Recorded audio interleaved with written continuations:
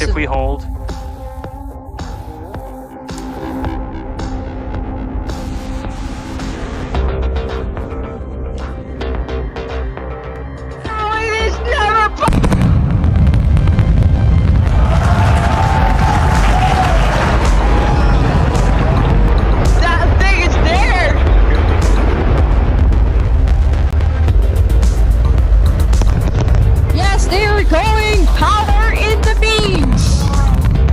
Coming back down for the same touchdown, hopefully.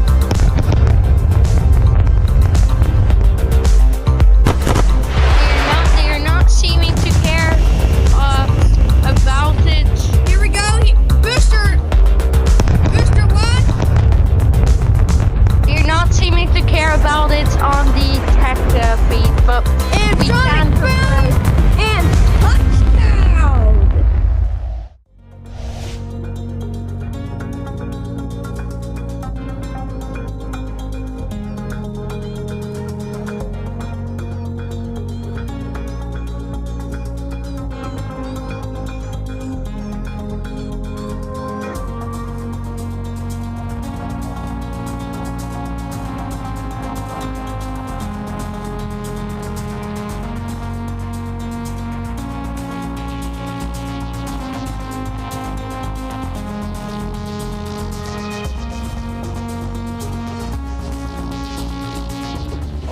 Verify, ready for launch. FTS. FTS go.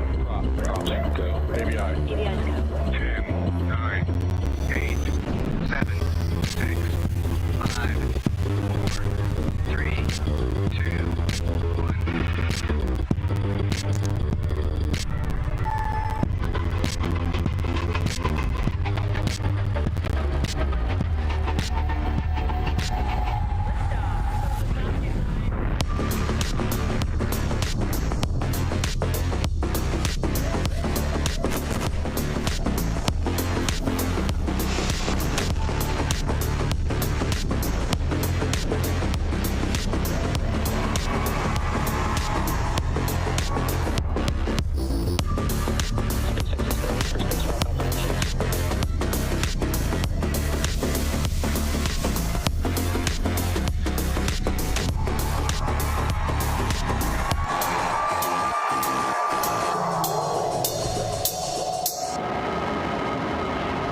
Hello and welcome to SpaceX's coverage of the O3b mPOWER mission for our customer, SES.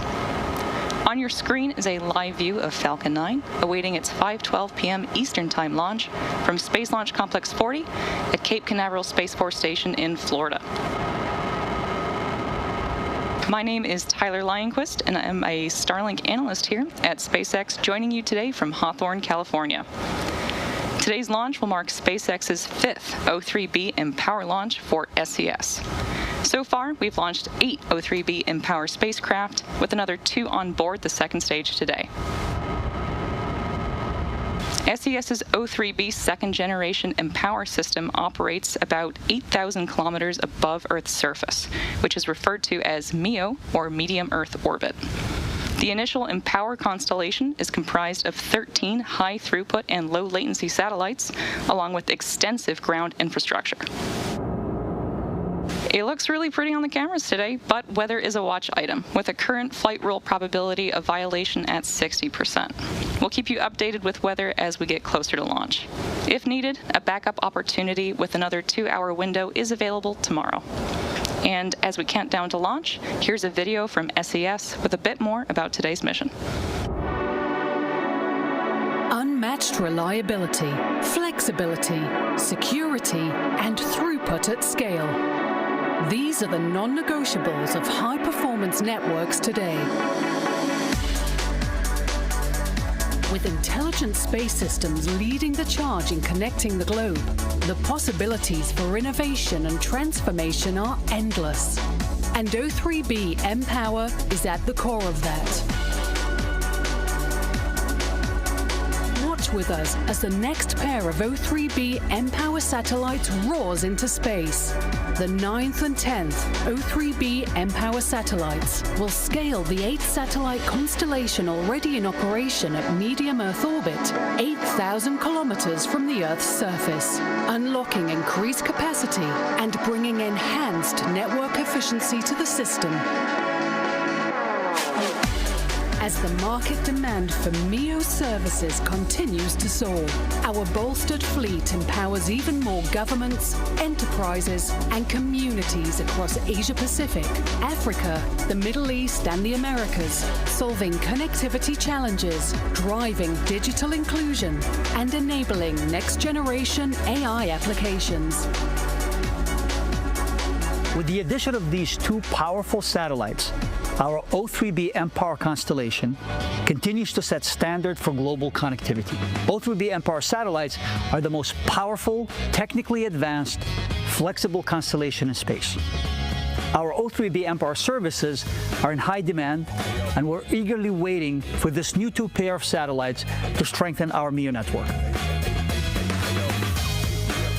These two new satellites bring incremental capacity to scale up services provided by our second-generation MEO system, enabling us to meet the evolving needs of our customers around the world.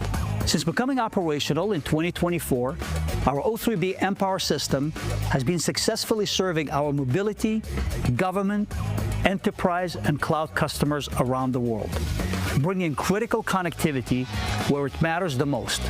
Our key customers include many cruise lines, fast-growing airline customers, NATO, government in Luxembourg, government of the United States, and many other allied governments. I'm very proud of our SES team and partner teams that continue pushing boundaries of what's possible in space. Thank you to Boeing for building these powerful satellites, and thank you to SpaceX for our continued partnership. Let's watch the launch.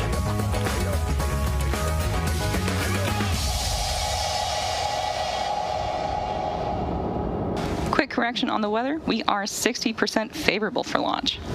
So that is Falcon 9 on your screen. It is a two-stage rocket that is 229 feet tall and is getting ready for liftoff in just under 7.5 minutes. At launch, it produces more than 1.7 million pounds of thrust.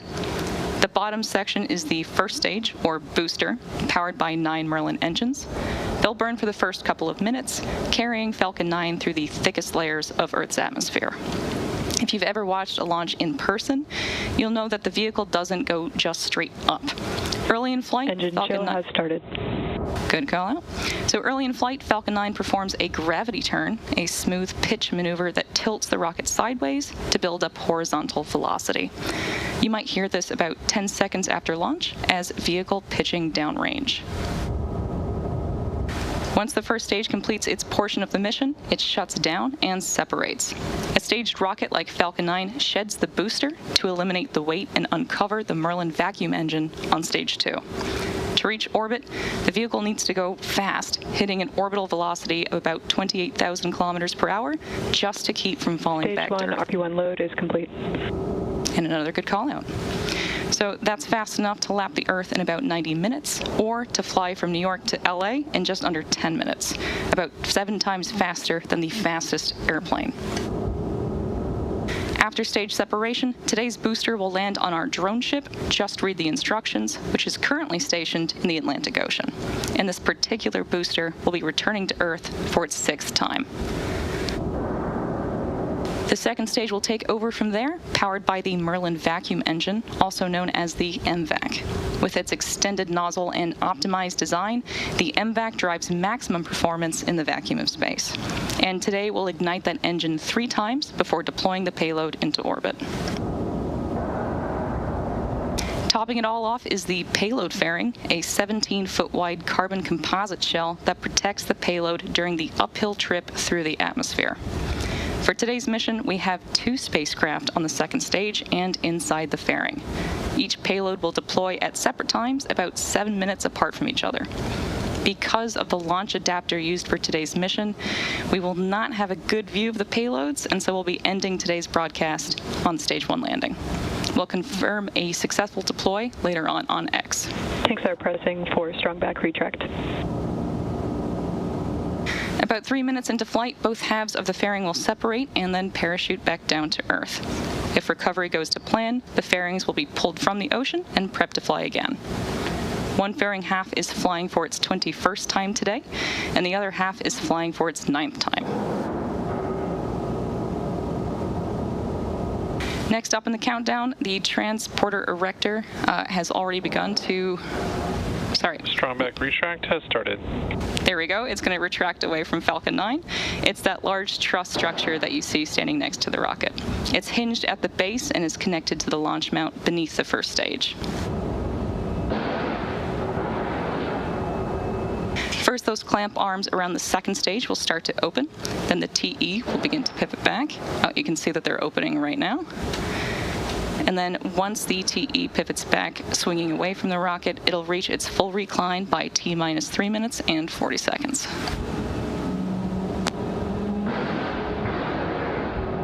Those clamp arms at the top help stabilize the second stage during fueling and also prevent movement in high winds. Now that they're fully open, the rocket is fully free at the top.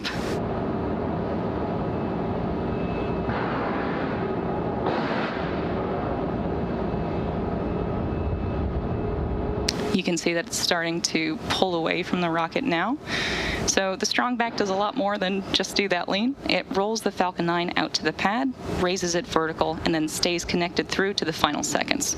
It provides fuel, power, telemetry, and command connections between ground systems and the rocket.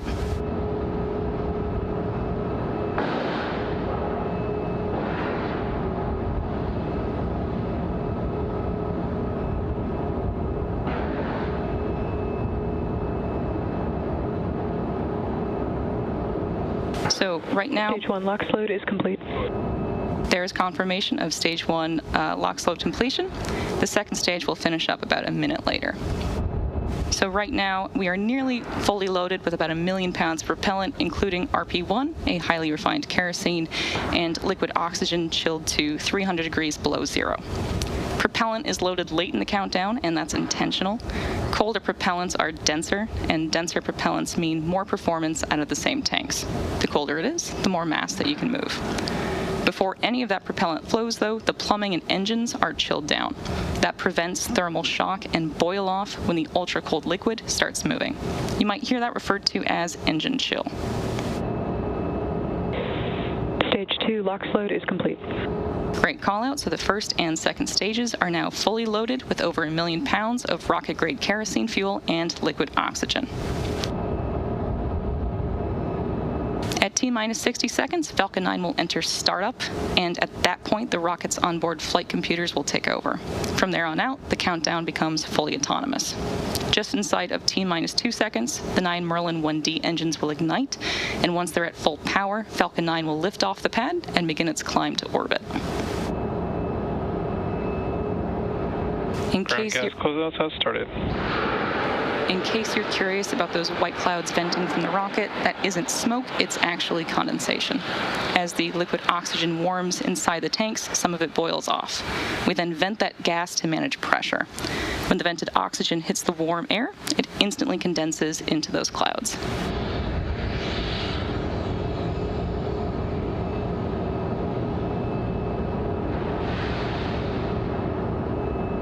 Falcon 9 is in startup.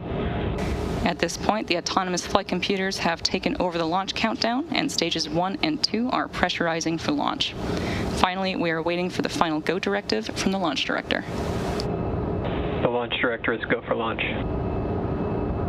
Just heard that the launch director has given us the final go.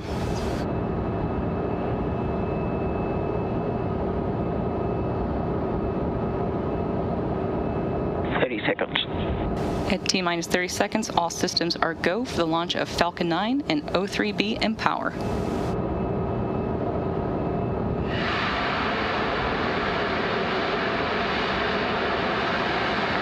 Seconds. 10, 9, 8, 7, 6, 5, 4, 3,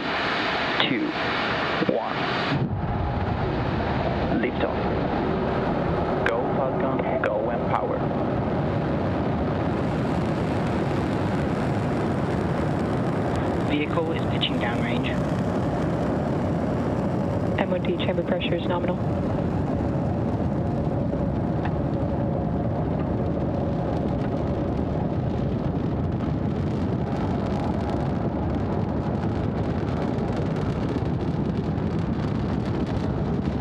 At T plus 30 seconds and counting, Falcon 9 has successfully lifted off from Pad 40 at Cape Canaveral Space Force Station, carrying the O3b mPOWER payload. In just a few seconds, we'll throttle the engines down in preparation for max Q, which is the period Power and telemetry nominal. Period of maximum aerodynamic pressure. This is a critical moment during flight because the combined stress Falcon 9 is supersonic. The combined stress is caused by Falcon 9 accelerating through the atmosphere, and the ambient static pressure are at their greatest.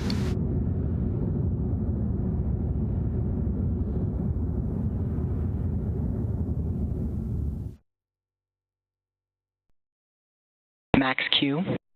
And there's the call out for max Q. Now, the rocket typically needs to go 17,500 miles per hour horizontally in order to avoid being pulled back down to Earth and get into orbit. So, if you like, you can track our progress to orbit by watching the left corner of your display that's showing Stage 1 telemetry. Now, we have several events coming up in quick succession, and we should hear all of these called out by Mission Control, starting with main engine cutoff, or MECO, then stage separation, SES-1, and fairing separation. MECO is where we shut down all 9 M1D engines on the first stage. Stage separation is when the first and second stages of Falcon separate from one another. And then second engine start 1, or SES-1, is when we'll light the MVAC engine on the second stage for the first time. Less than a minute later, the fairing will then jettison from the second stage, as it's no longer needed to protect the payload once we're in space. So let's keep an eye out for these events happening back to back in about 20 seconds from now.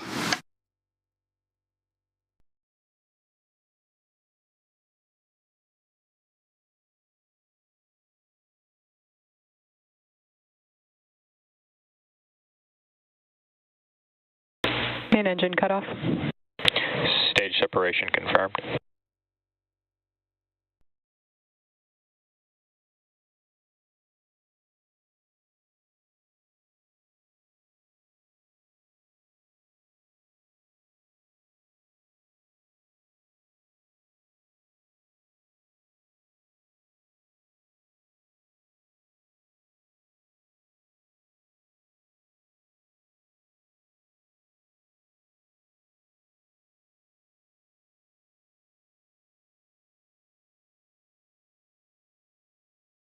We should be hearing that call out for fairing separation in just a few moments from now. As mentioned earlier, we will be attempting to retrieve these fairing halves once they fall back down to Earth. They'll be taken to shore by our ocean recovery vessel, Bob. Fairing separation confirmed. And a great call out for fairing separation. So we are T plus 3 minutes and 38 seconds into today's mission, and we're currently in the first of 2 planned MVAC burns for satellite deployment. The next major milestone is coming up at T plus 6 minutes and 13 seconds, where you should see the first stage's entry burn on your screen. For the entry burn, we'll relight 3 of the M1D engines, starting with the center E9 engine, followed shortly after by the E1 and E5 engines, which slows down the vehicle as it passes back into Earth's atmosphere. You'll be able to follow along with that relight with the graphics along the bottom of your screen. We use that re-entry burn to slow down to reduce the re-entry forces, which helps us recover and reuse the first stage.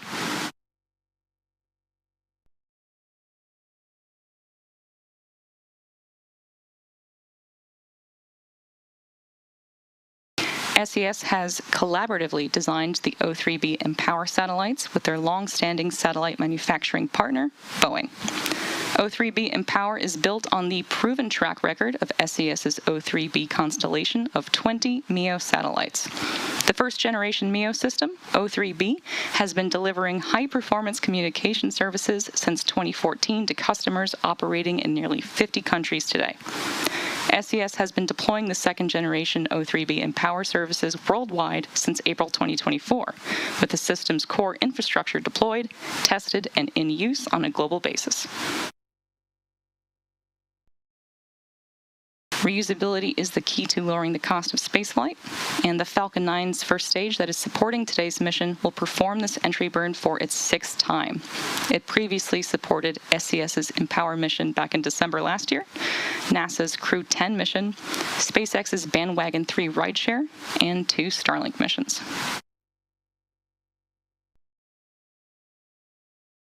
During the entry burn, Falcon 9 is decelerating by firing its Merlin engines, but the vehicle is still moving really fast. This causes it to fly through Merlin's exhaust gases, which are also known as the rocket's plume, and deposits a layer of soot on the vehicle surface, which is why our flight-proven vehicles look the way that they do. That soot comes from the carbon-based fuel that Falcon 9 uses, and with each flight, the soot builds up a little bit more on the outside of the vehicle. Oftentimes, prior to launch, you can see some of that soot from prior flights on the first stage.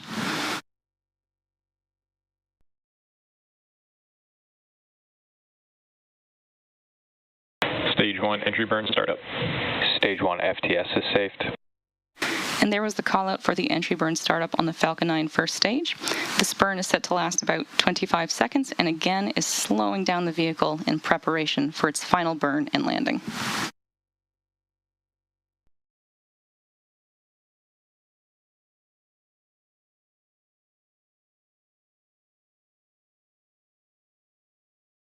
Stage 1 entry burn shutdown. And there was a great call out for the entry burn shutdown, the completion of the Falcon 9 first stage's entry burn. Coming up next will be SECO 1, or second engine cutoff, in less than a minute, followed by the first stage landing burn. The Merlins on the first stage are optimized for sea level, and these achieve 190,000 pounds of thrust during ascent and descent.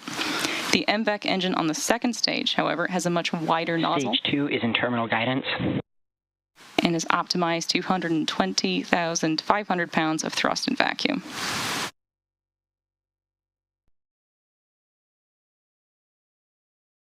Coming up next, we'll start our MVEC engine shutdown on the second stage, followed quickly by the landing burn on the first stage.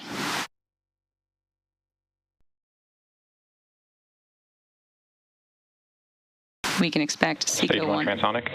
Stage 2 FTS is saved.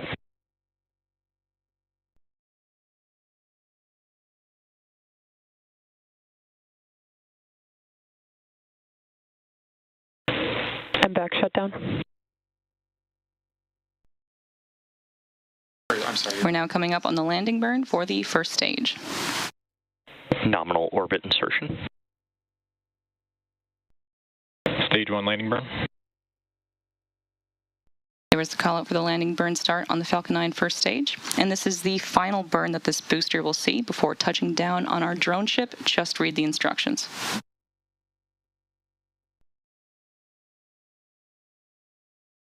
Stage 1 landing leg deploy.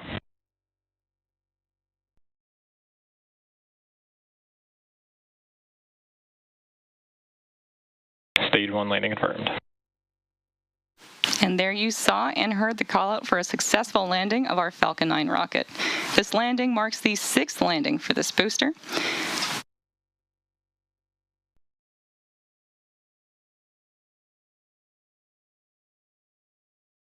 We're now just waiting on confirmation of good orbit for the second stage.